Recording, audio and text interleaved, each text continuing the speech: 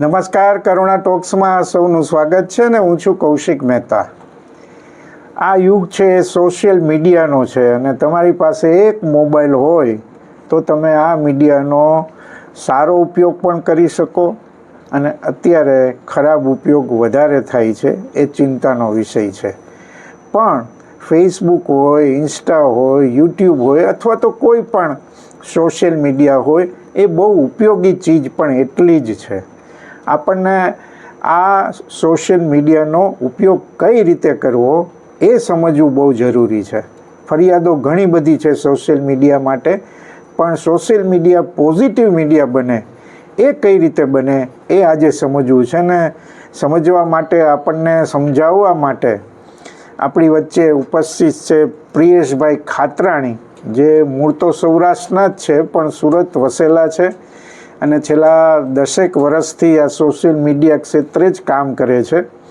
ઉદ્યોગપતિઓ અને વ્યક્તિગત રીતે પણ એ સોશિયલ મીડિયાનો ઉપયોગ સારી રીતે કઈ રીતે થઈ શકે એ બહુ સરસ રીતે સમજાવે છે. રાજકોટમાં એમનો સેમિનાર પણ યોજાઈ રહ્યો છે. તો આ તકે આપણે એમની પાસેથી સમજવું છે કે સોશિયલ મીડિયા પોઝિટિવ મીડિયા કઈ રીતે બની શકે. પ્રિયેશભાઈ, તમારું ખૂબ ખૂબ સ્વાગત છે. નમસ્કાર. મૂળે સૌરાષ્ટ્રના છો અને સુરત વસેલા છો, તો પહેલાં તો એ જાણવું છે કે સોશિયલ મીડિયામાં 10 વર્ષથી તમે પ્રવૃત્ત છો, તો એ દિશામાં પ્રવેશ કરવાનું કઈ રીતે નક્કી થયું અને શું શું કામ કરી રહ્યા છો અત્યારે? ઓકે, હવે પહેલાં તો મારું બેકગ્રાઉન્ડ છે બીકોમ.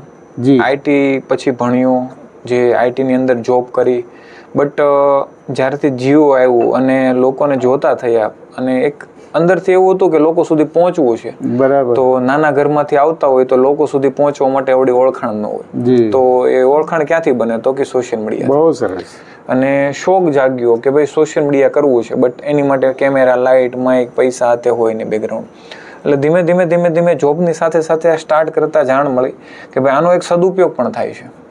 કે ભાઈ ખાલી કોમેડી વિડીયોઝ અથવા તો ખાલી શાયરીના વિડીયોઝ કે ખાલી કોઈ સ્ટેટસના વિડીયોઝ મૂકવા કરતા કોઈ આના સદુપયોગમાં, મતલબ આપણી શું આવડત છે એ મૂકી શકીએ, કોઈ બિઝનેસ છે, કોઈ પ્રોડક્ટ છે આ બતાવી શકીએ.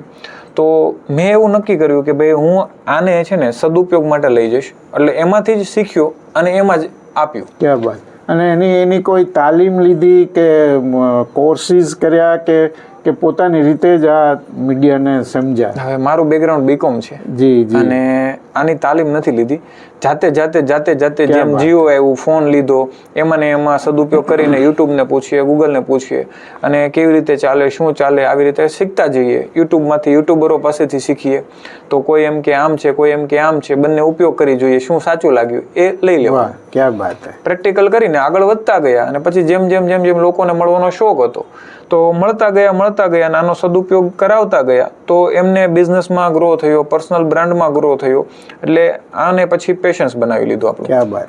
પણ તમે શું ઓબ્ઝર્વ કરો છો કે લોકોને સોશિયલ મીડિયાની સાચી જાણકારી છે કે કેમ, એનો ઉપયોગ કેમ કરવો જોઈએ એની સમજણ છે કે કેમ, અને જે આજે પ્રશ્નો ઊભા થયા છે સોશિયલ મીડિયાના કારણે, તમારું શું ઓબ્ઝર્વેશન છે? મારું ઓબ્ઝર્વેશન એ છે કે શોર્ટકટમાં કમાઈ લેવું છે. બરાબર. આ સોશિયલ મીડિયા છે જ નહીં. શોર્ટકટમાં કમાઈ લેવું છે તો સોશિયલ મીડિયા તમારા માટે નથી.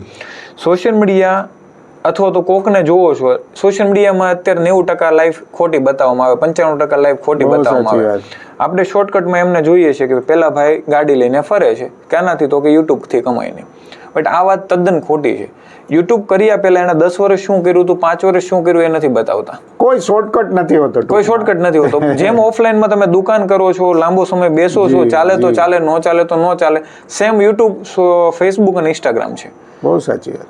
તમે આમાં ટકી રહેશો તો ચાલી જશો. બટ તમારી પાસે કોઈ પ્રોડક્ટ છે, કોઈ સર્વિસ છે, તો તમે એમ કહો છો હું ઇન્ફ્લુએન્સર બની જાઉં અથવા તો હું આવી રીતે વિડીયોઝ ખાલી બનાવીને આગળ વધી જઈશ, તો નથી. એની એક લિમિટ છે, અંત આવી જાય. બરાબર. બટ તમે પ્રોડક્ટ આપતા હશો તો લોકોને રોજે જોઈશે. તમે કોઈ સર્વિસ આપતા હશો, રોજે જોઈશે. પણ શું બેઝિક શું હોવું જોઈએ સોશિયલ મીડિયામાં? તમારે એક્ટિવલી કામ કરવું છે તો બેઝ શું હોવું જોઈએ એની થોડી ટીપ આપો. બેઝ એક તો તમારી પાસે કોઈ આવડત અથવા તો સ્કિલ હોવી જોઈએ. જો નથી તો શીખી શકો છો. બરાબર. નાના નાના તમે ગેરેજ વાળા હો તોય ચાલે, તમે સિલાઈ મશીન સારું કરતા હોય, તમે કુકિંગ કરતા હોય, કોઈ આવડત હોવી જોઈએ. સોશિયલ મીડિયામાં વગર આવડતે ન આવવું, મારું તો એટલું માનવું છે. 10 વિડીયો બનાવીને પછી શું બનાવવું નથી ખબર, તો કોકની કોપી કરવી એ કામનું નથી. મતલબ કાં તો કોઈ કામ શીખો, કોમ્પ્યુટર રિપેર કરતા શીખો, નાના મોટા કામ શીખીને એને સોશિયલ મીડિયામાં તમે કેવી રીતે પ્રેઝન્ટ કરો, એને કેવી રીતે સેલમાં લાવો, પ્રોડક્ટ વેચો, સર્વિસ વેચો, આ કરી શકો. તો આના માટે સદુપયોગ છે. પણ ઘણા લોકોને એની જે ટેકનિકલ સમજ છે એ બહુ નડતી હોય છે. સામાન્ય રીતે સ્કિલ હોય છે તમારી પાસે. માની લો કે હું પત્રકાર છું, તો મને પત્રકાર જગત અથવા તો કરંટ અફેર્સ કે જે છે એની વાત, એનું કન્ટેન્ટ મને ખબર છે, પણ કઈ રીતે રજૂઆત કરવું, કઈ રીતે પ્રેઝન્ટેશન કરવું, આ સૌથી બહુ મહત્વનું સોશિયલ મીડિયામાં હોય છે. આનું બેસ્ટ તમને મિત્રો ઉદાહરણ દઉં ને તો મારાથી જ લઉં કે ભાઈ અત્યારે લોકોને એવું માનવું છે કે આઈફોન જોઈએ, કેમેરા જોઈએ, અથવા તો સારા માઇક જોઈએ. એ મારી પાસે નથી, સારી જગ્યા, સારું બેકગ્રાઉન્ડ. બટ હું તમને એમ કહું કે સાદું તમે જ્યાં જેમ જેવા છો, જે શર્ટમાં, જે ટી શર્ટમાં, જેવા જાડા પટલા, નાના મોટા, જે માઇક છે નથી તો જે મોબાઈલ છે, એક નાનકડું તો માઇકનું ઇન્વેસ્ટમેન્ટ કરી લેવું કે જેથી ક્લિયર અવાજ જાય લોકો સુધી. બરાબર. માઇક 500 નું આવે, 1000 નું આવે, 5000 નું આવે, 10000 નું આવે, જેવી તમારી કેપેસિટી. આટલું જ જોઈએ છે. આની સિવાય તમારી પાસે આવડત છે. જે મોબાઈલ બધા પાસે ઓલમોસ્ટ છે, બરાબર. જે મોબાઈલ છે, સેલ્ફી કેમેરો યા તો બેક કેમેરો, સ્ટાર્ટ કરો, લોકો સુધી પહોંચાડો. જેવી અર્નિંગ થતી જાય એમ તમે અપગ્રેડ થતા જાઓ. પેલા દિવસે બધું લઈને બેસી જાવ એવું હું નથી માનતો. આ બહુ સાચી વાત છે. અને એનો પોઝિટિવ જે ઉપયોગની વાત છે, આજે જે ફરિયાદો છે એ છે કે સોશિયલ મીડિયા ઉપર લોકો બહુ સમય બગાડે છે, લોકો જુએ છે, પણ આજે ઇન્સ્ટાનો એટલે કે રીલ્સનો જમાનો આવી ગયો છે. 30 મિનિટના વિડીયો 30 સેકન્ડમાં તમારે બધું સમજાવવાની જરૂર છે, નહીંતર લોકો નથી જોતા. આ બધા વચ્ચે કઈ રીતે આગળ વધવું જોઈએ સોશિયલ મીડિયામાં? પછી એ યુટ્યુબ હોય, ત્રણેયની અલગ અલગ તાસીર છે, અલગ અલગ તાસીર છે. તમે આટલા વર્ષોથી આ કામ કરો છો, શું કહી શકો? હું એવું કહી શકીશ કે વ્યૂ અને ફોલોઅર પાછળ ન ભાગો. તમે સારી ક્વોલિટી પાછળ ભાગો, ક્વોન્ટિટી પાછળ ન ભાગો. હવે લાખ વ્યૂ આવી ગયા તમારા વિડીયોઝમાં, તમને એક પણ ફોન નથી આવ્યો, 2-5 કોમેન્ટ નથી આવી, તો કામના શું? બરાબર.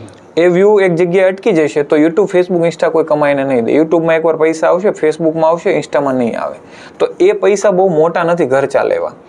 તો આની જગ્યાએ તમારામાં 100 જ વ્યૂ આવ્યા, તમે કોઈ પંચરની દુકાન અથવા તો એસી રિપેરિંગનું કામ કરો છો, તો 5 જણાની કોમેન્ટ આવી અથવા તો 2 લોકોના કોલ આવ્યા કે મારે એસી રિપેર કરાવવું છે અને તમારું કામ થયું, ત્યાંથી પૈસા કમાણા, તો આ ઉપયોગ કરે. મને એટલી ખબર છે. એટલે રિસ્પોન્ડ, જે ઇમ્પેક્ટ એની વાત છે, વ્યૂ અને ફોલોઅર પાછળ ન ભગાય. બરાબર. પણ તમે આપણે પોઝિટિવ મીડિયાની જ્યારે વાત કરીએ, તમે સદભાવના વૃદ્ધાશ્રમની મુલાકાત પણ લીધી અને એનો વિડીયો પણ તમે બનાવ્યો છે. એટલે આવી જે સંસ્થાઓ છે ખાસ કરીને, અથવા તો એવા ઉદ્યોગપતિઓ છે કે જેનો કન્સર્ન સમાજ પ્રત્યે ઋણ અદા કરવાનો પણ, તો એમણે આ મીડિયાનો ઉપયોગ, મને લાગે છે એમની માટે આ સૌથી સારું મીડિયમ છે, પણ એમને ખ્યાલ નથી હોતો કે તો આમની માટે હું એટલું જ કહીશ કે તમે કોઈ પણ વસ્તુ કરો છો, ક્યાંય પણ કરો છો, એક ખાલી કેમેરો ચાલુ કરી દો. તમને કોઈ શબ્દો નથી આવડતા, કોઈ વાંધો નહીં. તમે કોઈ ગૌઢા વૃદ્ધોને ખવડાવો છો, તો જે અટકતા, જેમ કે હું અત્યારે વિચારતા બોલું, અથવા આમ તો એવું બોલો કે મિત્રો આજે આપણે સદભાવનામાં આવ્યા છીએ અને હા 2 માળીને આપણે ખવડાવવાના છીએ, બસ પતી ગયું. એટલું તમારાથી જે થાય છે ને એ કરો. કાલે એનાથી થોડુંક ઇમ્પ્રુવ થશે, પરમ દિવસે એનાથી ઇમ્પ્રુવ થશે. હવે લોચો એવો થાય છે કે પરફેક્ટ પહેલા દિવસે કરવું, નહીં થાય. એટલે તમે જે પણ કામ કરો છો, મોટા માલિકો અહીંયા અટકે છે કે હું પરફેક્ટ નથી બોલી શકતો, આ તે છે, બટ તમે એકવાર સ્ટાર્ટ કરશો ત્યારે થશે. આજે આંબો વાવશો તો 12 વર્ષ પછી કેરી આવશે. બહુ સાચી વાત. તો સેમ વસ્તુ છે, આજે ચાલુ કરશો તો 100 વિડીયો, 50 વિડીયો તમારી ફાવટ આવી જશે. બરાબર. લોકો સુધી જે પોગાડવું છે પોગી જશે. પણ આમાં એક મુદ્દો એવો પણ છે કે કન્સિસ્ટન્સી કેટલી જરૂરી છે. તમે એકવાર એમાં પ્રવૃત્ત થયા પછી તમારે અઠવાડિયે 1 વાર કરો, 2 વાર કરો, રોજ કરવો, કઈ રીતે આનું algorithm કન્સિસ્ટન્સી 101% જરૂરી છે. જી. બટ એવું નથી કે રોજે એક વિડીયો મૂકો, રોજે 2 વિડીયો મૂકો અથવા 2 દિવસે એક વિડીયો મૂકો, કોઈ માટે ફિક્સ નથી. તમારી કેપેસિટી છે જ નહીં કે રોજે વિડીયો મૂકવાની, અને તમે મૂકવા જશો ને તો 2 મહિનામાં બંધ કરી દઈશું બરાબર અથવા 10 દિવસની અંદર બંધ કરી દઈશું. તો હવે તમારી કેપેસિટી, વીકના શેડ્યુલ, તમારો ટાઈમ ટેબલ, બધાના પોતપોતાના ટાઈમ ટેબલ પ્રમાણે તમે 3 દિવસે એક વિડીયો મૂકી શકો એવી કેપેસિટી છે તો 3 દિવસે એક વિડીયો મૂકો, અને પછી 3 દિવસે આખું વર્ષ જવો જોઈએ. આ કન્સિસ્ટન્સી જોઈએ. બહુ સાચી વાત. 5 દિવસે મૂકો છો તો 5 દિવસે મૂકો, પણ એ પછી આખું વર્ષ એક જાળવી રાખો. બરાબર. કે જે તમારે સવારે ઉઠીને બ્રશ કરવાની આદત છે ને, એ આદત બનાવી લો કે ભાઈ મારે શનિવારે 5 વાગે વિડીયો જાય તો જવો જોઈએ. બસ દર શનિવારે તમને ત્યાં સુધી નીંદર ન આવી જોઈએ. બરાબર. અને આનું સમયનું જે અલ્ગોરિધમ છે દરેક માટે જુદું જુદું હોય છે કે ક્યારે વિડીયો મૂકો, અથવા તો એકવાર તમે ઇન્ફ્લુએન્સર થઈ ગયા, તમારા સારા views આવવા મળ્યા, પછી એ સમયનું અલ્ગોરિધમ જુદી વાત છે. પણ સામાન્ય રીતે શું તમે જુઓ છો કે તમે કોના સુધી પોગાડવા માંગો છો વિડીયો, એ માણસ ક્યારે નવરો હશે, બરાબર, એ સમય તમારો બેસ્ટ. તમે કોઈ કુર્તીની દુકાન લઈને બેઠા છો, સવારમાં 8-9 વાગ્યામાં તમે વિડીયો મૂકી દો, લેડીઝને જોવાનો હોય વિડીયો, લેડીઝ તો કામ કરતી હોય, કચરા પોતા કરતી હોય, તો બરાબર, એને 10 લોકોને ફોલો કરેલા છે, તો તમારી પછી બીજા 9 લોકો વિડીયો મૂકશે તો તમારો વિડીયો નીચે વયો જશે. તો બેસ્ટ ટાઈમિંગ 2 વાગે કચરા પોતા કરીને શાંતિથી ફોન હાથમાં લઈ છે તો તમારે 1:30 વાગે 2 વાગે મૂકવાનો છે. કુર્તીની દુકાન છે તો તમારી ઓડિયન્સ કોણ છે, આ સમય ક્યારે નવરા થાય છે. જેન્ટ્સ છે તો સાંજે 8 વાગે ઘરે આવે છે કામ કરીને, તો 8, 8:30, 9 વાગ્યા પછી મૂકો, જમીને નવરા થઈને ફોન લઈશે. બરાબર. આ ટાઈમિંગ. અને એક સમય એવું નથી કે ભાઈ ટાઈમિંગ મેટર કરે છે. ટાઈમિંગ મેટર ક્યારેક નથી પણ કરતો. આજે મૂકેલો વિડીયો નથી ચાલતો, 5 દિવસ, 15 દિવસ, વર્ષ પછી અચાનક ક્યાંક ક્લિક થઈ જાય અને એમાં મિલિયન વ્યૂ આવી જાય છે. બહુ સાચી વાત. એટલે એવું કોઈ ફિક્સ છે જ નહીં, ચોક્કસ કોઈ ગણિત નથી. યસ. પણ તમે જેટલું જે ઓડિયન્સ છે એને તમે થોડો ફોલો કરો, હા, એટલે ગોઠવાય. યસ. પણ તમે જેમ કહ્યું કે ખાસ કરીને અમારી જેવી સંસ્થાઓ કે જેના સારું પોઝિટિવ મીડિયા તરીકે અમે ઉપયોગ કરીએ છીએ, તો એની માટે શું જરૂરિયાત, ટેકનિકની દ્રષ્ટિએ, કન્ટેન્ટની દ્રષ્ટિએ અને એલ્ગોરિધમની દ્રષ્ટિએ? એલ્ગોરિધમની દ્રષ્ટિએ હું એટલું જ કહીશ કે લોકો સુધી ક્લિયર સંદેશ પહોંચાડો કે ભાઈ હું કોણ છું, હું કેવો છું, હું ક્યાંથી છું, એ બધું પતી સીધો ઓન ધ પોઈન્ટ વાત. બરાબર. કે ભાઈ આજે આપણે 500 પશુઓને અથવા પક્ષીઓને બચાવવાના છે, આ તમારો પોઈન્ટ થઈ ગયો. પછી ક્યાં કેવી રીતે કેમ કરવું પછી આવી ગયું, આ એલ્ગોરિધમ થઈ ગયું. બસ બીજું કઈ એલ્ગોરિધમ નથી. લોકોને સાંભળવું છે, લોકોને જોવું છે, કઈક કામ કરવું છે. પણ હવે તમે આગળ એવું કીધું કે હું આ ભાઈ છું, હું આ ભાઈ છું, લોકોને ફરક જ નથી પડતો. પરિચય આપવામાં તમે ટાઈમ કાઢો, તો તમે શું કામ કરો છો એ લોકોને બતાવો તો લોકોને મજા આવશે અને લોકો શેર કરશે. બહુ સાચું. That's it. બરાબર. બહુ સરસ. તમે પ્રિયેશભાઈ બહુ સરસ મજાની ટીપ આપી કે આ સોશિયલ મીડિયાનો પોઝિટિવ મીડિયા તરીકે તમે એને જુઓ, એનો એવી જ રીતે ઉપયોગ કરો તો તમને કમાણીનો રસ્તો મળે છે અને તમારી સેવાકીય પ્રવૃત્તિ લોકો સુધી પહોંચાડવાનો તમારો જે હેતુ છે એ પણ એમાં બર આવે છે. એટલે આ રીતે પણ સોશિયલ મીડિયાનો તમે ઉપયોગ કરી શકો. પ્રિયેશભાઈ, તમે અમારી સાથે જોડાયા અને કેટલીક ટીપ આપી આ મીડિયા માટે. ખૂબ ખૂબ આભાર. Thank you.